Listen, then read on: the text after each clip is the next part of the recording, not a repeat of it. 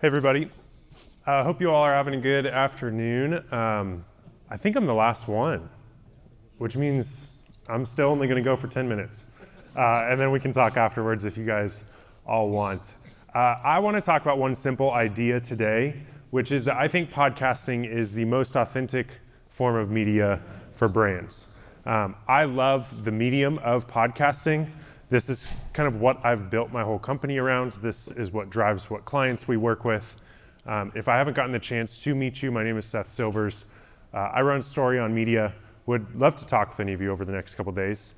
And we're a little bit different from some of the other companies and some of the great people who've been presenting today, because we kind of focus more in the B2B range, and most of our clients are not pursuing traditional advertising or traditional monetization. So a lot of our clients, they're monetizing on the back end. They're kind of monetizing through their business and by initially creating a show that serves their audience in really unique ways.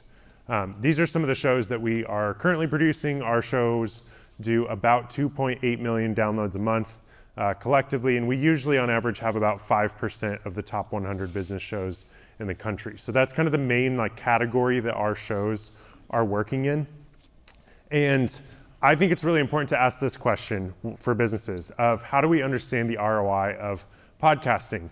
I got into podcasting really heavily about 4 or 5 years ago. I started my company 10 years ago because I wanted to help businesses market more authentically. I noticed that the brands that I loved were the ones that were authentic, the ones that I knew their stories, the ones that I knew like what they're giving back to. I knew the people involved with these brands, but I felt like there was a disconnect in marketing. Most marketing was still about products and widgets and features and prices.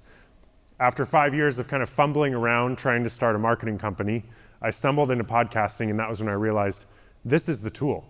This is such a good, authentic form of communication for brands. And in the last 5 years, we all know this, businesses have gotten really, really excited about podcasting. How many of you know who Gary Vee is? Okay, a lot of us in the room. One of my favorite quotes of his is that marketers ruin everything. And then he quickly says, I'm a marketer. I know I'm part of the problem. And so we see this trend with almost every form of media, where there's a new form of media, everybody gets really, really excited about it. Then businesses, their little antenna goes up and they're like, hold on, this is an opportunity to make money. So I think businesses are clearly jumping into podcasting saying, okay, we shouldn't just be advertising in podcasting, we should be starting a podcast. And so I think it's really important to ask, how do we understand the ROI? Is it just cash? Is it just revenue? That's what a lot of business owners are thinking about when they're coming into podcasting. Can we get more customers? Can we get more revenue? This is the number one thing that I hear from people that I'm talking to when they're wanting to start a podcast. They're thinking about acquisition and it as an acquisition tool. So they're thinking, I'm gonna start a podcast and that will lead to getting more customers. I've actually seen that this mentality is actually one of the biggest ways that a business podcast will fail, is if their top priority is just acquiring new customers. We've seen that it's best used as a nurture tool. So this is really where in the marketing world, if you look at your top of funnel activities where you're bringing in new audience members, you're bringing in new people, you're attracting. I actually don't think that is the primary place that a podcast should live. I think it should be more in the middle of the funnel as a nurturing tool. And I want to tell you some examples of this. I'll run through these real quick. But this first example, positioning with April Dunford. She's a B2B tech consultant. When she started working with us, she realized, hey, like my clients aren't calling me. My clients aren't actually I don't think they're listening to my podcast. And we were like, well, we just need to wait. We need to continue to nurture your audience. Now, all of her clients that are doing consulting, they listen to her show every single week and they keep hiring her because they don't just get the touch points for her when she's in their office. They're getting touch points all throughout the year. So her touch points in interaction with her clients goes from maybe a few emails a year or one consulting job a year to they're listening to her every single week. The Action Academy is a podcast based here in Austin, and they have a private community of 400 members, and their 400 members are listening to the daily podcast. They're the primary audience, and then they every single day have this content to go out and tell their audiences about. Alex and Layla Hermosi, they have a massive private equity firm where they're investing in companies on the back end. They have over 10 million social media followers across all of their platforms, but their focus with their podcast is actually pouring into people that already know who they are. That's the main purpose of it. And then those people are then going and they're telling people, they're sending out those links to other people. And then with The Working Genius, with Patrick Lencioni, who's the author of 5 Dysfunctions of a Team and a bunch of other incredible human behavior books, they have the Working Genius assessment where they have had over 1 million people take this personality assessment. If you listen to the Working Genius podcast and you don't know what the Working Genius assessment is, you're going to be really confused because it's not for them. It's for people that have already taken the assessment. It's for people that are certified to teach other people about it. It's very, very closed. And in that, they do hundreds of thousands of downloads a month, kind of for this community that is really, really obsessed with this platform that they have. And so then they're going and sharing it. I think this leads me to think of like, this is how we look at audience growth often.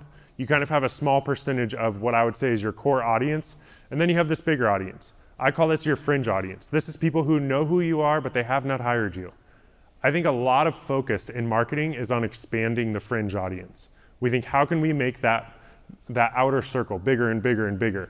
I actually think that the solution and the focus should be more on making our core audience bigger. So for us, we've seen that the most successful way for businesses to leverage podcasting is actually to use the podcast to pour into your core audience. Just speak to that core audience. What problems do they have? What challenges do they face? Speak to them. And when you have a core audience that feels served, they're going to start telling people about it, which everybody in this room probably knows that out of any way that podcasts grow, the main way is word of mouth. It's like the ultimate word of mouth tool. Advertising works, there's a lot, social media works, email works, all of those things work.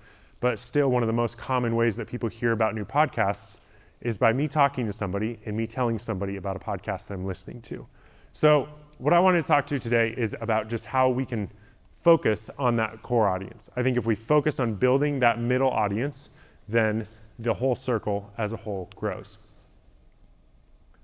So in conclusion, I think that if we focus on nurturing our existing audience, then acquisition of new audience members for our business will be the result. This is a simple switch. I'm not saying that we don't say, how do we acquire new customers? How do we make money with our podcast? I'm saying if that is the first goal, if that is the primary focus, then I think we're gonna miss a lot of things, as opposed to focusing on how do we nurture our audience? How do we take this podcast and how do we use it to regularly answer the questions to serve the people that are already in our ecosystem so that then they have more resources, more tools, more content to then go and tell other people about it, because we all know your audience knows a lot more people just like them. I'm really grateful to be with you all. If you have any questions, I'm not going to answer them on stage because I think we're done for the day. But I'll be happy to talk with all of you. Thank you so much for being here.